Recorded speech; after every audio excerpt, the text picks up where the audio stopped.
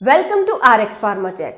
आज की वीडियो में हम करेंगे कि विटामिन B12 की डेफिशिएंसी को कैसे डायग्नोस किया जाता है। अगर हमारी बॉडी में विटामिन B12 की डेफिशिएंसी यहाँ चल रही है, कमी चल रही है, तो कैसे पता करेंगे कि हमारी बॉडी में विटामिन B12 की डेफिशिएंसी ही चल रही है या किसी और वजह से हमारी बॉडी में प्रॉब्लम हो रही है। तो इसके कुछ मेन सिम्टम्स हैं जिससे कि हमें पता चल जाता है कि विटामिन B12 की डेफिशिएंसी हमारी बॉडी में हो रही है। तो सबसे पहला टेस्ट इसका सेल्फ डायग्नोसिस हम विटामिन B12 की डेफिशिएंसी का अपनी बॉडी में कर सकते हैं। कैसे? मैंने आपको कुछ इसके इंपॉर्टेंट फंक्शंस और कुछ इंपॉर्टेंट जो है अपनी बॉडी में जो भी हमारे विटामिन B12 रेगुलेट करता है फंक्शंस को, उन फंक्शंस के बारे में आपको कंप्लीट डिटेल दी थी। तो इन फंक्शंस में से अगर कोई भी यहाँ पे प्रॉब्लम आती है, जैसे हेयर्स को हमारे ये हेल्दी रखता है, तो हेयर फॉल अगर होना स्टार्ट हो जाता है बिना किसी रीजंस के, कोई प्रॉब्लम आपकी बॉडी में नहीं चल रही है, कोई बीमारी नहीं चल रही है, कोई मौसम का बदलाव नहीं आ रहा है, तो हेयर फॉल होना यहाँ पे स्टार्ट हो जाता है। और जैसे एनीमिया, आपकी बॉडी में एनीमिया हो गया। एनीमिया क्या होता है? यहाँ पे आपकी बॉडी में ब्लड की कमी होने लग जाती है। ब्लड की कमी कैसे पता चल जाता है? बहुत ज़्यादा टायर्डनेस रहती है, रात को नींद अच्छे से नहीं आती है, तो कोई भी चीज़ करने पे हमें बहुत हमारी जो हड्डियाँ होती हैं वो वीक होने लग जाती है। तो इस तरीके से बहुत सारे एनीमिया के लक्षण भी होते हैं जो हमें दिखने लग जाते हैं, जिससे हमें पता चल जाता है कि ब्लड की कमी हमारी बॉडी में हो रही है। जब हमारी टायर्डनेस हमें बहुत ज़्यादा होने लग जाती है, हमारी एक्टिविटीज़ कम हो जाती है, तो कोई भी मतलब जो बुजुर्ग होता है वो भी हमें कहता है अपना ब्लड टेस्ट करवाओ, अपना खून टेस्ट करवाओ कि खून आपके शरीर में पूरा है। अगर खून की कमी हमारे शरीर में हो रही है तो इसी को हम एनीमिया कहते हैं। तो एनीमिया की शिकायत होने लग जाती है जब विटामिन B12 की डेफिशिएंसी कमी हमारी बॉडी में चल रही होती है। कंफ्यूजन, कोई भी एक्टिविटी करने पर, कोई भी काम करने पे आप कंफ्यूज रह रहे हो कि किसी चीज को कैसे पूरा किया जाए, किसी चीज को कैसे स्टार्ट किया जाए, तो हर चीज में आपको यहाँ पे कंफ्यूजन फील होएगी। लॉस ऑफ एपेटाइट, आपकी भूख आपको कम लगेगी या फिर ना के बराबर लगेगी। तो यहाँ पे भूख में बहुत ज्यादा इफेक्ट पड़ता है अगर विटामिन B12 की डेफिशिएंसी यहाँ पे चल रही है, क्योंकि विटामिन B12 जो होता है ये आपके मेटाबॉलिज्म को, डाइजेस्टिव सिस्टम को, आपके स्टमक की हेल्थ के लिए बहुत ज्यादा रिस्पॉन्सिबल होता है। नेक्स्ट है अ रेसिंग हार्ट। रेसिंग हार्ट मतलब कि कोई भी छोटी मोटी एक्टिविटी जब आप करते हो तो उस एक्टिविटी के बाद आपका जो हार्ट की रेट है वो बहुत ज़्यादा बढ़ जाती है। आपको ऐसे लगता है कि मैं बहुत ज़्यादा रनिंग करके आया हूँ। जैसे रनिंग करने के बाद कईयों का हार्ट जो होता है, कईयों का दिल है वो जोर जोर से धड़कने लग जाता है। तो इस तरह कोई भी छोटी मोटी एक्टिविटी करने के बाद भी आपका रेसिंग हार्ट हो जाता है। हार्ट की जो हार्ट बीट है वो बहुत ज़्यादा बढ़ने लग जाती है, तेज़ चलने लग जाती है। इम्यूनिटी वीक, कोई भी जो इन्फेक्शन आपको बहुत जल्दी पकड़ रहा है, मतलब कि आपकी इम्यूनिटी यहाँ पे वीक हो रही है, तो इम्यूनिटी वीक से अगर कोई भी आपको सिम्टम यहाँ पे दिखता है, कोई भी लक्षण दिखता है, तो विटामिन B12 की डायग्नोसिस आपको फर्दर करवानी चाहिए। ब्लड विजन, अगर आपको देखने में कोई भी दिक्कत हो रही है, ब्लड विजन मतलब कि ज़रूरी नहीं है कि अगर आपको ब्लड विजन दिख रहा है तो ये विटामिन B12 की डेफिशिएंसी ही आपकी बॉडी में हो सकती है, लेकिन 90% केसेस में जब हमें ब्लड विजन दिखता है, दूर की चीज़ें या पास की चीज़ें धुंधली दिखाई देने लग जाती हैं,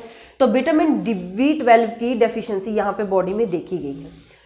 नेक्स्ट है हेयर फॉल, जैसे कि हेयर्स का बहुत ज़्यादा झड़ना यहाँ पे, जैसे मैंने आपको बताया, और स्किन से रिलेटेड कोई भी प्रॉब्लम आपको हो रही है। अगर आप धूप में भी अपने जो फेस है उसको ढक के जा रहे हैं, प्रॉपर अपना हेल्दी खाना ले रहे हैं, फिर भी अगर आपकी जो स्किन है उसमें कोई दिक्कत आ रही है, आपकी जो बहुत ज़्यादा रूखी स्किन यहाँ पे रह रही है, बहुत ज़्यादा यहाँ पे पिंपल्स, बहुत ज़्यादा एक्ने निकल रहे हैं, तो मतलब कि स्किन से जो भी रिलेटेड आपको प्रॉब्लम हो रही है, यहाँ पे कोई भी इरिटेशन हो रही है आपके फेस पे, तो यहाँ पे विटामिन B12 की डेफिशिएंसी आपकी बॉडी में हो सकती है। तो ये तो था सेल्फ डायग्नोसिस की, मतलब अपने आप हम कुछ लक्षणों को देख के कैसे पता कर सकते हैं कि विटामिन B12 की डेफिशिएंसी हमारी बॉडी में चल रही है। नेक्स्ट इसका हम पता करते हैं CBC से। CBC मतलब कि complete blood count test. Complete blood count test आपको जब आप किसी डॉक्टर्स के पास जाते हैं, नॉर्मल एक्टिविटी में आपको जहाँ कमी फील होती है, जैसे कि कोई आपको फीवर हो गया है या टायर्डनेस हो गया है, तो डॉक्टर सबसे पहले आपको क्या करते हैं? CBC टेस्ट देते हैं। तो ये जो कंप्लीट ब्लड काउंट टेस्ट होता है ये ब्लड के ऊपर ही डिपेंडेंट होता है, मतलब कि ब्लड का इसमें सैंपल लिया जाता है और उसको टेस्ट किया जाता है। और कंप्लीट ब्लड काउंट टेस्ट में यहाँ पे ब्लड से रिलेटेड सारे टेस्ट यहाँ पे आ जाते हैं जब ये टेस्ट आप करवाते हैं। जैसे कि रेड ब्लड सेल्स आपकी बॉडी में कितने हैं, रेड ब्लड सेल्स में प्लेटलेट्स आपकी बॉडी में कितने हैं, वाइट ब्लड सेल्स में क्या है कि कौन सा एलिमेंट कितने लेवल में आपकी बॉडी में प्रेजेंट है। तो कंप्लीट ब्लड काउंट टेस्ट में विटामिन B12 की डेफिशिएंसी भी पता चल जाती है। इसका टेस्ट भी आ जाता है कि विटामिन B12 की डेफिशिएंसी वहाँ पे चल रही है या नहीं, क्योंकि विटामिन B12 जो होता है ये हमारी बॉडी के जो सर्कुलेटरी सिस्टम होता है उसमें हेल्प करता है ब्लड को सर्कुलेट करने में। ये ऑक्सीजन प्रोवाइड करता है हमारे हार्ट को, ब्लड को पंपिंग करने में बहुत ज़्यादा हेल्प करता है। इसीलिए हमारा जो हार्ट है विटामिन B12 की हेल्प से हेल्दी रहता है। टेस्ट है इसका MMA टेस्ट। तो MMA टेस्ट जो है ये मेन टेस्ट होता है इसका methyl malonic acidemia. Methyl malonic acidemia test जो होता है ये रेयर जेनेटिक फैक्टर्स होता है। रेयर जेनेटिक मतलब कि जेनेटिकली आपकी पीढ़ी दर पीढ़ी आपको चल रही है। अगर विटामिन B12 की डेफिशिएंसी अगर आपके बाप दादाओं को थी तो आगे आपके बच्चों को भी हो सकती है। तो ये रेयर चलता है, बिल्कुल कम केसेस में ये देखा जाता है, लेकिन ये देखा जाता है। 5% केसेस में विटामिन B12 की डेफिशिएंसी जेनेटिक ऑर्डर से चलती है।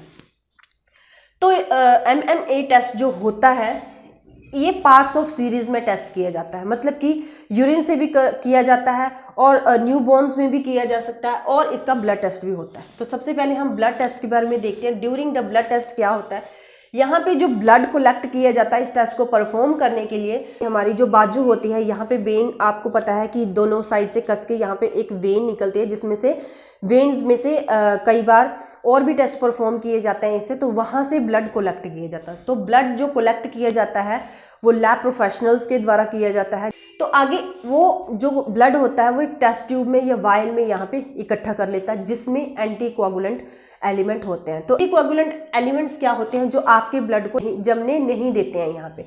तो लॉन्ग टाइम तक आप अपने ब्लड को एज इट इज रख सकते हैं उस टेस्ट ट्यूब में, उस वायल्स में जहाँ पे एंटी कोआगुलेंट इकट्ठा किया हुआ होता है। तो लैब प्रोफेशनल जो होते हैं एंटी कोआगुलेंट का यूज़ करते रहते हैं हर टेस्ट ट्यूब में, वायल्स में। अगर किसी के घर जाके सैंपल इकट्ठा करना हो उन्होंने ब्लड का, तो वहाँ पे एंटी कोआगुलेंट यहाँ पे यूज़ करते हैं। तो उस टेस्ट ट्यूब में और वायल में वो वेन से निकाला हुआ जो ब्लड होता है नीडल्स के साथ, सिरिंज के साथ, तो उसको उसमें इकट्ठा कर लेते हैं वायल्स में और टेस्ट ट्यूब में, और लैब में भेज दिया जाता है एनालिसिस करने के लिए।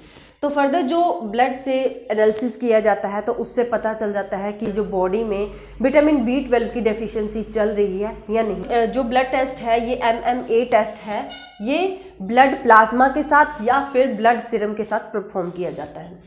नेक्स्ट इसका है ड्यूरिंग अ न्यूबॉर्न स्क्रीनिंग। जब न्यूबॉर्न किसी का भी छोटा बेबी जन्म लेता है, बॉर्न होता है उसका, तो उसके साथ भी ये जेनेटिक ऑर्डर देखने के लिए कि विटामिन B12 की डेफिशिएंसी उसमें है या नहीं, ये वाला टेस्ट किया जाता है न्यूबॉर्न स्क्रीनिंग। तो इस टेस्ट में क्या होता है, जो बेबी की हील होती है, जो बेबी का फुट होता है, उसको अच्छे तरीके से अल्कोहल से वॉश करते हैं। अल्कोहल से वॉश करने के बाद उसकी हील को क्लीन किया जाता है।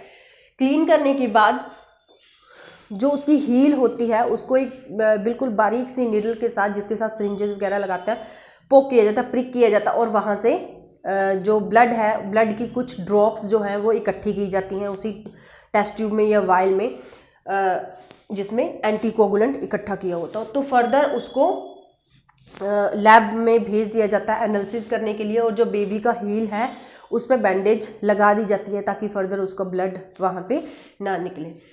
तो जब एनालिसिस होती है, एनालिसिस में यहाँ पे पता चल जाता है कि जो न्यू बॉर्न है उसकी बॉडी में विटामिन B12 की डेफिशिएंसी जेनेटिकली चल रही है या नहीं चल रही है। इस टेस्ट को करने से पहले जब लेडी जो प्रेग्नेंट होती है, माँ जब प्रेग्नेंट होती है, प्रेगनेंसी के टाइम ही जब उनके टेस्ट चल रहे होते हैं तो पता चल जाता है यहाँ पे कि उनकी बॉडी में विटामिन B12 की डेफिशिएंसी है या नहीं। अगर कोई भी 9 मंथ के ड्यूरिंग उनको विटामिन B12 की डेफिशिएंसी यहाँ पे उनकी बॉडी में फाउंड हो रही है, तो ये स्क्रीनिंग टेस्ट यहाँ पे जो न्यू बॉर्न में स्क्रीनिंग टेस्ट है ये किया जाता है, परफॉर्म किया जाता है छोटे बच्चों में। तो नेक्स्ट इसका है for the 24 hours urine sample test. ये लास्ट है इसका MMA टेस्ट का। तो इसमें क्या किया जाता है, जो 24 हावर्स का यूरिन होता है वो कलेक्ट किया जाता है और उसको फर्दर लैब में एनालिसिस किया जाता है। इसके लिए क्या करते हैं, जब हम मॉर्निंग में उठते हैं तो मॉर्निंग का जो फर्स्ट यूरिन होता है उसको पास कर देते हैं और उसको वेस्ट कर देते हैं, लेकिन उसका टाइम जो है वो नोट करके रखते हैं कि कितने टाइम में हमने वो यूरिन जो है वो वेस्ट किया है, मतलब कि डिस्ट्रॉय किया है। तो नेक्स्ट में क्या करते हैं, नेक्स्ट 24 आवर्स जो होते हैं उसमें जो यूरिन होता है वो कलेक्ट किया जाता है उस बोतल में, उस कंटेनर में जो हमें लैब प्रोफेशनल यहाँ पे प्रोवाइड की है। तो उस कंटेनर में यहाँ 24 आवर्स का यूरिन आप इकट्ठा करते जाएंगे। तो उसमें क्या होगा, जब आप एक बार का यूरिन यहाँ पे पास कर लेंगे, इस कंटेनर में ऐड कर लेंगे, तो इस कंटेनर को आपने कहाँ रखना है, या तो आपको फ्रीज में रखना है, फ्रीजर करना है, या फिर आपको बहुत सारी आइस क्यूब्स लेनी है, उस आइस क्यूब के बीच में इस कंटेनर को बंद करके आपको रख देना है। फिर इससे क्या होगा कि जो आपका यूरिन है वो ख़राब नहीं होगा, और फर्दर ताकि आपने एनालिसिस के लिए भी उसको लैब में भेजना है, इसलिए उसको हमें सही रखना है। तो जब आपका 24 आवर्स का ये यूरिन कलेक्ट हो जाता है उस कंटेनर में, फर्दर लैब में एनालिसिस के लिए भेज दिया जाता है, और एनालिसिस करने के बाद यहाँ पे पता चल जाता है कि ब्लड में, यूरिन में यहाँ पे हमारी बॉडी में विटामिन B12 की डेफिशिएंसी है या नहीं। और इसका सेकंड पार्ट है रैंडम यूरिन टेस्ट। ये रैंडम यूरिन टेस्ट में क्या होता है, डे में कभी भी आपसे ये यूरिन कलेक्ट करवा लिया जाता है विटामिन B12 की डेफिशिएंसी को डायग्नोस करने के लिए। तो MMA टेस्ट में क्या होता है, जब ये टेस्ट परफॉर्म किया जाता है, अगर हाई लेवल MMA टेस्ट का आ जाता है, मिथाइल मेलोनिक एसिडेमिया टेस्ट का आ जाता है कि ये हाई लेवल हमारी बॉडी में प्रेजेंट है, तो ये संकेत करता है, ये साइंस करता है कि यहाँ पे किडनी डिजीज़ हमारी बॉडी में चल रही है। एक और डिजीज़ फाउंड हो जाती है इससे, और फर्दर जब किडनी से रिलेटेड डिजीज़ कोई भी फाउंड हो जाती है इस टेस्ट में, तो फर्दर एनालिसिस या टेस्ट किए जाते हैं किडनी डिजीज़ को फाउंड करने के लिए। तो यहाँ पे जो हाई लेवल होता है हमारे MMA का, तो प्रेगनेंसी में ये नॉर्मल होता है कि MMA का जो लेवल है वो हमारी बॉडी में बढ़ गया है, तो प्रेगनेंसी में ये नॉर्मल बात होती है।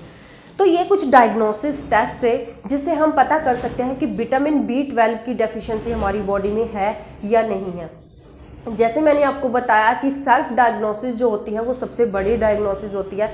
आप खुद फील करते हैं कि आपकी बॉडी में विटामिन B12 की या किसी और चीज़ की कमी चल रही है या नहीं चल रही, कैसे आपकी एक्टिविटीज़ से, आपकी बॉडी में जो भी फंक्शंस है उस चीज़ से रिलेटेड अगर आपको लग रहा है कि उसके फंक्शनिंग में कोई दिक्कत आ रही है, कोई प्रॉब्लम आ रही है, तो तुरंत आप अपने डॉक्टर से कंसल्ट कीजिए और लैब में अपने टेस्ट करवाइए, जिससे पता चल जाए कि इस चीज़ की आपकी बॉडी में प्रॉब्लम चल रही है या डेफिशिएंसी चल रही है। विटामिन B12 की जो डेफिशिएंसी होती है ये हमारी बॉडी में बहुत खतरनाक हो सकती है, डेंजरस हो सकती है, इसीलिए विटामिन B12 की डेफिशिएंसी आप अपनी बॉडी में नहीं होने दीजिएगा।